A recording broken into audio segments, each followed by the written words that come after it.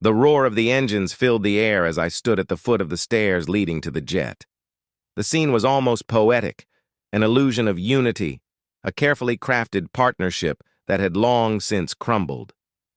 The sun dipped below the tarmac, stretching shadows across the ground, while the sharp scent of burning fuel filled my lungs. But none of that mattered.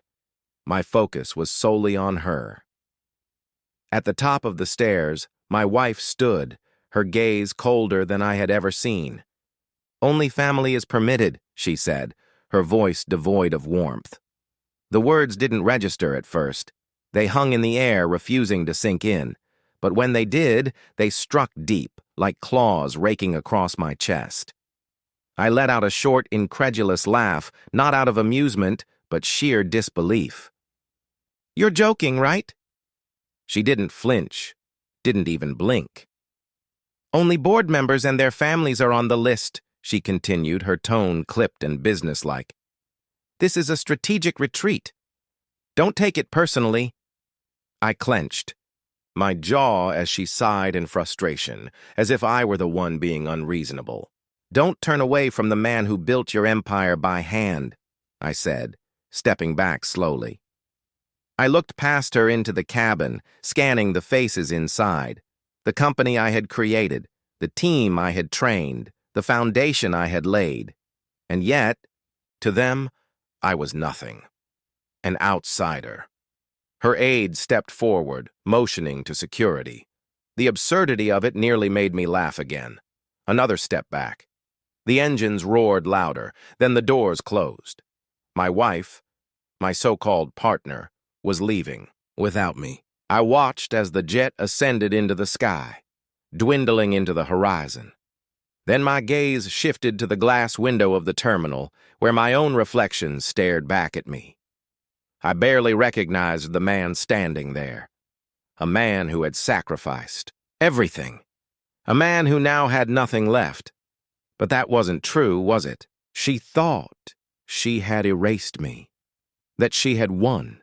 Instead, she had made the biggest mistake of her life. Because if she wanted me gone from the empire we built together, I would go one step further, and I would burn it to the ground. Vital signs. At precisely 7 a.m., the first cracks appeared. The call ended, not because she had given up, but because she finally realized this wasn't a simple system error. This wasn't something her engineers could fix in a few hours. By 8:15 a.m., I received a text from an old colleague, one of my former engineers. "She's panicking, trying to call an emergency meeting, but no one can access anything. What did you do? The board is losing it." I smiled and typed back a simple reminder. "Who do you think built the system?" Sophia was smart. I'd give her that. She didn't waste time. She pulled in every specialist she could find. Government, encryption experts, top-tier cybersecurity analysts, even some of my former teammates who had stayed after my departure. But it didn't matter. They all hit the same wall. The lockout wasn't just an admin-level restriction. It was built into the DNA of the system itself, a fail-safe that adapted in real time. No matter how they tried to rewrite the access pathways, the system fought back, and only I had the key. By 10:00 a.m., my phone rang again. This time, it wasn't Sophia.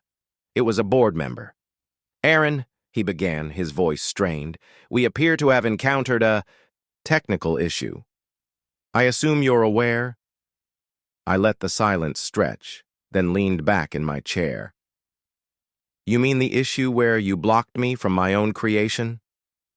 A beat of hesitation, then a shift in his tone, less formal, more desperate. "What are you doing?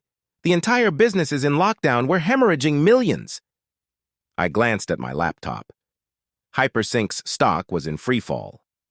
"Are you calling to rant?" I asked, "or are you calling to request my professional expertise?" A grudging exhalation. "We need your assistance." I drummed my fingers against my desk.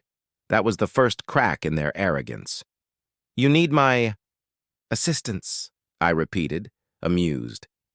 "Interesting, because Sophia made it very clear I was no longer part of Hypersync." The board had pushed me out, humiliated me, stripped me of everything. And now? Now they were at my doorstep, begging. There was a misunderstanding, he admitted carefully. We should keep this private. I smirked. You let her erase me, and now that it's crumbling, you want my help? Silence. Then at last, what do you want? I grinned, but I didn't answer. Checkmate. By noon, Sophia had cracked. The knock on my door wasn't unexpected. She had no other options. She stood before me as polished as ever in her designer suit. But something was different. For the first time since this war began, there was uncertainty in her eyes. I folded my arms. What do I owe the pleasure?